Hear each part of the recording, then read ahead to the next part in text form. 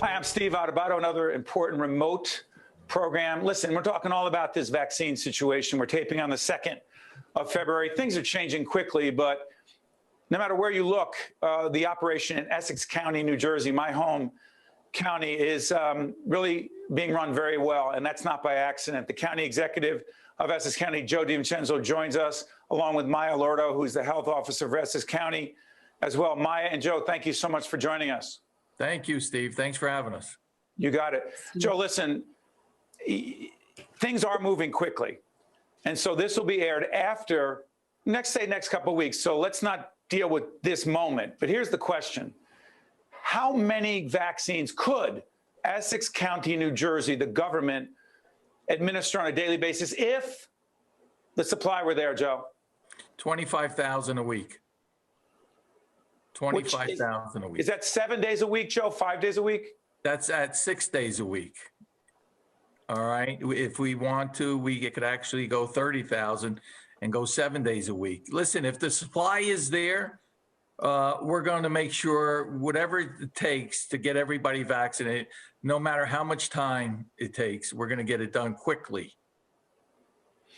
Joe, it's not about pointing fingers or blaming. It's trying to understand. For the average person, whether in Essex, but they say they're in another county right now, is every county in New Jersey, all 21 counties, do they have their own operation, or is it ultimately the state waiting for the feds and then whoever on the local government handles? I know it's a complicated question, but is every county handling it the way Essex is? Well, Maya could talk about that, but people ask me that all the time. You know, here in Essex County, we had no choice. We had to start right away. So we started this in October, and we were very, very much prepared. Why? Because reference our positive cases, we have over 60,000 cases. We lead the state in deaths. Our unemployment is high. Another problem we have is with foreclosures. The other thing was insecurity of food. So we have to get people vaccinated. We got to get kids back to school, and we got to get people back to work. And as far as the other counties, I'm sure they're getting ready, and they're moving forward and doing the right thing. So again, you'll see on the screen, February 2nd, we're taping this. This is part of our Vaccine Awareness, What You Need to Know series. We're doing it on every one of our platforms. Maya, let me ask you this. Specifically in Essex County, the minority population, my understanding is nationally and statewide, what is it? Just a few percentage of all the vaccines that have been administered are for African-American and Latino Americans. In Essex County, how challenging is that situation, Maya? A, and B, what are we doing about it? Thank you, Steve. So I think one of the biggest things is we've all been so busy planning and getting this rollout going that our next step needs to be an educational piece. And I have to say thank you to the county executive for really spearheading that, because we have met with the clergy here in Essex County. We have been speaking with the mayors, and also our local health officers have also been part of trying to integrate their community members. But I think our next steps are really coming together as a community and really getting that public health piece out, getting exact information about the vaccine, some of the frequently asked questions that are kind of in people's heads that aren't always being answered. And I think one of the biggest things is there is so much information that is out there, and it's getting given to people from all different directions. I think the next step from us as a county is to kind of go ahead and get a nice, good message together and clear that everyone should go ahead and get that vaccine to save the lives of each other and their family members and community.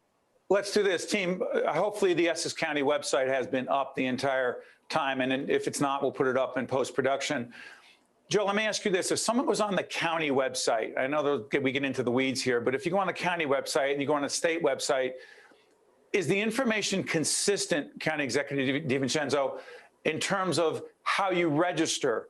Meaning if someone watching goes, well, I went on the state, I can't get there, should I go on the county? Where should people go, Joe? Is it both sites? Listen, it's their choice, first of all. They can go on the state website, but people that live in Essex County, of course, I would like to see them go on the Essex County website. As far as what's on the website, it's very easy, but we're constantly, every night we have a conference call with my team, and every day we're changing it to try to make it easier and easier for the public and stuff. You know, it's work in progress here.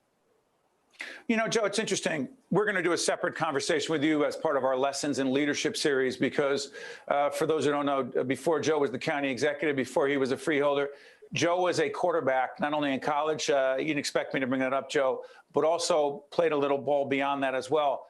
Joe, being a quarterback / leader of this, how much of this comes down to leadership and logistics? Well, listen to me. I was well trained by your father, Steve Adubato Sr. He was a mentor of mine. I was with him for over 40 years, and I've learned so much with him and how to get things done. And what I did is take it from the local level to the county level. And the big thing is staying on top of it. And it's not about yourself, it's about a team. And that's what I assembled here in Essex County. I assembled a great team for the last 18 years as far as providing services. And this vaccination that we're doing right now, it's probably one of the toughest things I ever had to do, because this is about life and death.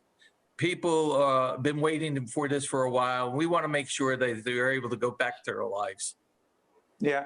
Maya, let me ask you a health question. The variants that are getting so much coverage, and again, taping on the 2nd, we're going to find out there are more cases, et cetera, of the variant. So the Moderna vaccine is 2 shots. The Pfizer vaccine, 2 shots. Johnson & Johnson, as we are doing this right now, not signed off on yet. The variants, does that mean there's a, quote, booster involved? I don't want to complicate things, Maya, but is there a booster involved as well? So currently, right now, Moderna is working on, so there's 2 variants that we're going to talk about. We have the UK variant, we have the African variant, and the Brazilian variant, which are similar to one another. Moderna right now is working on the UK variant. It seems that all the research that I've been reading, the current Moderna vaccine is pretty good and well established. But again, this is brand new.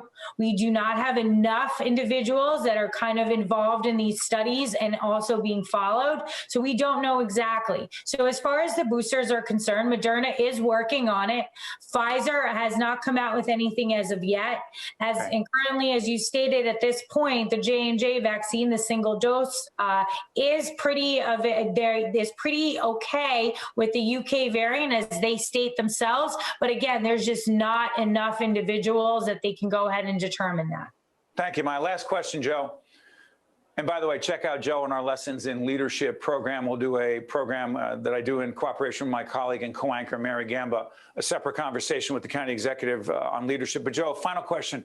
How would you describe the, quote, coordination between Essex County, the state, the federal government, and as well as hospital systems in our region? Listen to me, as far as the state, Governor Murphy and their health commissioner, Judy Percelli, been so good to us here in Essex County. They helped us each and every day, anytime we run into a problem. As far as the federal government, we're not dealing with them directly. They're dealing directly with the state, and then the state deals with us locally. As far as this county, we have all the hospitals that are in Essex County involved and engaged. RWJ Barnabas is very big supporter of ours. University as well? The University, UMDNJ, Beth Israel, Clara Mas. You know, we're trying to engage everyone. Besides that, we also have colleges that have been involved: Montclair State, Seton Hall, Essex County College, Community College. Everybody's been supportive. But why we're so successful is because the amount of volunteers that we have that want to volunteer and participate in this program. You know, they want to be part of the history. They feel good about going out and helping us. And we couldn't do this without the volunteers. They are doing an outstanding job, and I'm so much appreciative. And I know our county residents are too. And finally, let me just say that I've seen it firsthand. It's exceptional, not only the level of coordination, but also the level of volunteerism, because you ask folks there and they come from a lot of different places. So to the county executive, Joe DiVincenzo, and to Maya Lordo, the health officer in Essex County, thank you for everything you're doing, and our fingers crossed that more vaccines become available. Thank you, Joe. Thank you, Maya. Thank you. I'm Steve Adubato. Stay with us. Vaccine awareness. We'll be right back.